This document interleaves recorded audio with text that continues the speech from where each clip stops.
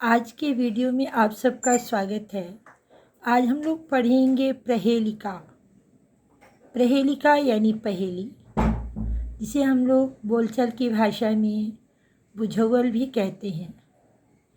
इस पाठ में ये पाठ जो है हमें भाषा की नवीन शैली, लट लकार की आवृत्ति और उपपद विभक्ति में सह, विना आदि शब्दों का ज्ञान, अव्यय शब्दों में च, अपि, तथा का ज्ञान और धातु में पठ, गम, दृश्य, सथा और पा धातु का ज्ञान इस पाठ में हम लोगों को मिलेगा।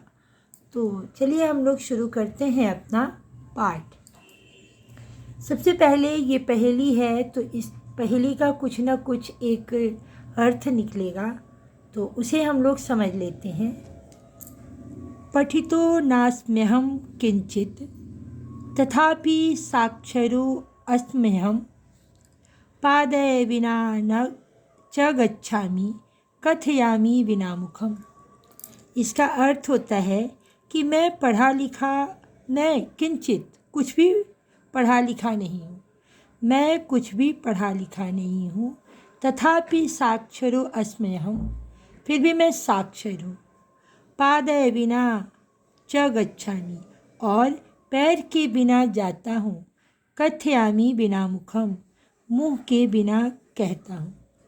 तो यहाँ ये आपको कह रहा है कि मैं पढ़ा लिखा नहीं हूँ, फिर भी मैं साक्षर हूँ। पैर के बिना जाता हूँ और मुँह के बिना कहता हूँ, अर्थात पत्रम। चिट्ठी जो होती है वो स्वयं में पढ़ी लिखी नहीं होती, फिर भी वो साक्षर होती, उस पर लिखा होता है। वो बिना पैर के डाक सेवा के द्वारा जाती है और बिना मुँह के, यानी वो कुछ नहीं कहती, पढ़ने वाला उसको पढ़ के समझता है। तिष्ठति रविणा साकं गच्छति रविणा सह, अंधकारस्य यः शत्रु कः स सर्वप्रकाशः। तिष्ठति रविणा साकं, यानी सूर्य के साथ रहता हूँ। गच्छति रविणा सह, सूर्य के साथ जाता हूँ। अंधकारस्य यः शत्रु, जो अंधकार का शत्रु है। कः सः सर्वप्रकाशः, कौन है वह सर्व प्रकाशक। तो यहाँ पे आपका ये होगा कि ऐसी कौन सी चीज़ है कि सूर्य के साथ रहती है और सूर्य के साथ जाती है। वो अंधकार का, जिसके रहने से अंधकार का नाश हो जाता है, और वह सबको प्रकाशित करने वाली कौन है, तो आतपः। आतपः का मतलब होता है हिंदी में धूप, और पत्रम का मतलब होता है चिट्ठी। शोभितो अस्मि शिखंडेन दीर्घ पक्षरलंकितः, राष्ट्रीय विहंगश्चास्मि नृत्यं पश्यन्ति मे जनाः। शोभितो अस्मि शिखंडेन, यानी मैं किसी के सिर पर सुशोभित हूँ। तो शिखंडेन किसकी तरह सुशोभित हूँ? सिर पर तो कलंगी की तरह। किसके सिर पर कलंगी होती है? तो दो पक्षियों के सिर पर कलगी होती, एक मुर्गा के सींग पर और दूसरा मोर के सींग पर। लेकिन बाकी को देखेंगे, दीर्घ पक्ष अलंकृत, बड़े बड़े अलंकृत यानी आकृतियों से सुसज्जित पंख होते हैं। राष्ट्रीय विहंगश्चास्मि, मैं राष्ट्रीय पक्षी हूँ। नृत्यम पश्यन्ति मे जना, लोग मेरी नाच को देखते हैं। तो मुर्गा राष्ट्रीय पक्षी नहीं है और लोग मुर्गे की नाच को भी नहीं देखते हैं। तो इस प्रकार से इसका उत्तर हुआ मयूरः, यानी कि मोर। अगला है पादः पिबामि खादामि दूषितं पवनं सदा, तिष्ठामि सुस्थिरो भूमौ न च गच्छामि कुत्रचित्। पादः पिबामि, पैर से पीता हूँ। खादामि दूषितम पवनम सदा। दूषित पवन यानी गंदे पवन को, प्रदूषित पवन को खाता हूँ। तिष्ठामि सुस्थिरो भूमि, भूमो भूमि पर स्थिर रहता हूँ। न च गच्छामि कुत्रचित, और कहीं नहीं जाता हूँ। तो यहाँ आप देखेंगे कि पैर के बल पौधे पानी पीते हैं और पौधे ही दूषित वायु यानी कार्बन डाइऑक्साइड का शोषण करते हैं प्रकाश संश्लेषण में, और वो एक जगह स्थिर रहते हैं, उन्हें कहीं जाने की आवश्यकता नहीं पड़ती है। क्वाचित प्रस्तर तुल्यो अस्मि, क्वाचित तरलम पुनः, क्वाचि वायु समम सूक्ष्मम माँ पश्यन्ति सदा जना। यहाँ कह रहा है कि मैं कुछ पत्थर के जैसा हूँ, कभी मैं तरल यानी जल के जैसा हो जाता हूँ, क्वाचित कभी वायु के समान सूक्ष्म हूँ, और माँ पश्यन्ति सदा जना, लोग मुझे हमेशा देखते हैं।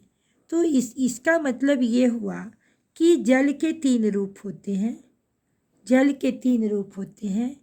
जल जब जमता है, फ्रीजिंग पॉइंट से नीचे जाता है, तो वो जम करके ठोस हो जाता है, पत्थर के जैसा हो जाता है। और जैसे ही उसका टेम्परेचर बढ़ता है तो वो तरल रूप में यानी जल के रूप में परिवर्तित हो जाता है, और जब उसे हम लोग गर्म करते हैं तो वह जल वायु के रूप में परिवर्तित हो जाता है। तो ये जल की 3 अवस्थाएं होती हैं। तो इसका उत्तर हुआ जलम। पुनः वो वायु जो है संघनित होकर के न यानी ठंडी होकर के जल के रूप में परिवर्तित हो जाती है। तो इस तरह से ये जल चक्र को दर्शा रहा है। तो मुझे उम्मीद है कि आपको ये पहेली समझ में आ गई होगी। बहुत से छात्र कहते हैं कि मैम लिख करके इसे बता दिया करिए, परेशानी होती है। तो उन बच्चों के लिए मैंने यहाँ पे इस पहेली का अर्थ लिख दिया है।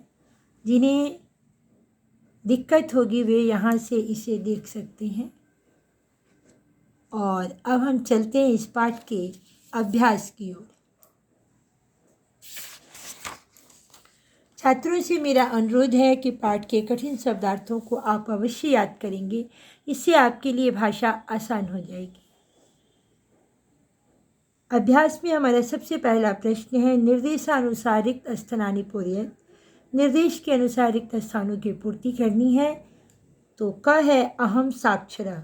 अब यहाँ पे अस धातु का लट लकार उत्तम पुरुष एक वचन का रूप भरना है, क्योंकि इसका कर्ता उत्तम पुरुष एक वचन का है। तो अस धातु का एक वचन में होता है उत्तम पुरुष में अस्मि। अहम साक्षरा अस्मि यानी मैं पढ़ा लिखा हूँ।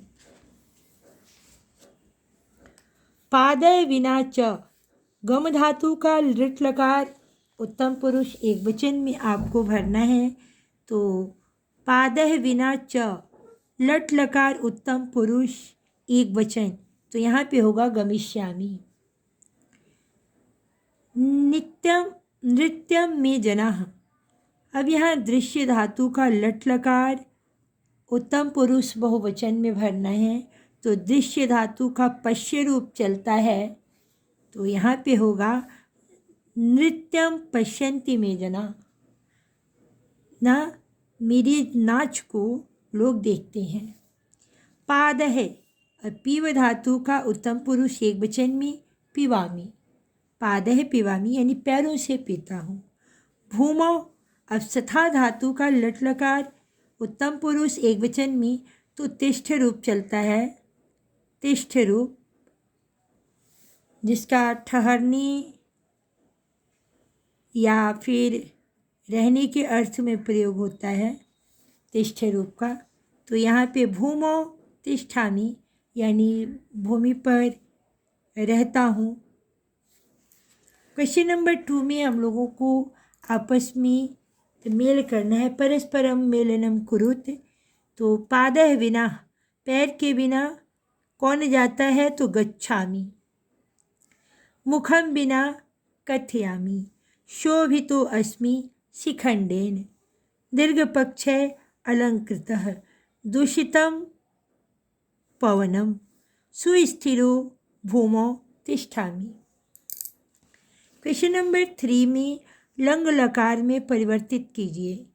गच्छामि, तो ये लट लकार उत्तम पुरुष एक वचन है, तो यहाँ लंग लकार उत्तम पुरुष एक वचन में हो जाएगा अगच्छम। कथयामि अकथयम। तिष्ठति, ये लट लकार प्रथम पुरुष का एक वचन है, तो यहाँ पे हो जाएगा अतिष्ठत अतिष्ठत। पश्यन्ति, ये प्रथम पुरुष बहुवचन है लट लकार का, तो लंग लकार में अपश्यन होगा। पिबामि अपिबाम। खादामि अखादाम। क्वेश्चन नंबर 4 में हम लोगों को अधोलिखित पदानाम विभक्ति वचनम च लिखत, नीचे लिखे गए शब्दों के विभक्ति और वचन बताना है। साक्षरः, साक्षर प्रथमा विभक्ति का एक वचन है। मुखम, प्रथमा और द्वितीया विभक्ति नपुंसक लिंग का शब्द है और एक वचन है। पादः, पादः पुल्लिंग शब्द है, तृतीया विभक्ति का बहुवचन है। रविणा, एकारांत पुल्लिंग शब्द है और ये भी तृतीया विभक्ति का एक वचन है। अंधकारस्य, अंधकारस्य भी पुल्लिंग शब्द है और षष्ठी विभक्ति का एक वचन है। पवनम नपुंसक लिंग शब्द है, प्रथमा और द्वितीय विभक्ति का एक वचन है। अगला प्रश्न है निर्देशानुसार रिक्त स्थानानि पूर्यत, निर्देश के अनुसार रिक्त स्थानों की पूर्ति करनी है। तो सह गच्छति, अब यहाँ पर जनक शब्द का तृतीय विभक्ति का एक वचन रूप यहाँ पे लाना है। जनक अकारांत संज्ञा शब्द है, इसका रूप बालक की तरह चलेगा, यानी जनकेन सह गच्छति। रमेश प्रति गच्छति, रमेश ओर जाता है। अब यहाँ प्रति के अर्थ में द्वितीय विभक्ति लगती है, तो विद्यालय शब्द का द्वितीय विभक्ति का एक वचन का रूप लिखना है। विद्यालयम प्रति गच्छति। श्री नमः गणेश, अब नमः के अर्थ में चतुर्थी विभक्ति का प्रयोग होता है, तो यहाँ पे आपको एक वचन में चतुर्थी विभक्ति का रूप लिखना है। श्री गणेशाय नमः। अलम, अलम शब्द के साथ तृतीय विभक्ति का प्रयोग होता है, तो यहाँ पे कोलाहल में तृतीय विभक्ति होगी, यानी कोलाहलेन। और वही अस्ति, तो वही के अर्थ में पंचमी विभक्ति का प्रयोग होता है, तो यहाँ पे आप देखेंगे नगर शब्द में पंचमी विभक्ति एक वचन, यानी नगरात वही अस्ति। तो इस प्रकार से आप लोगों ने इस पाठ के अभ्यास प्रश्नों को पूरा किया।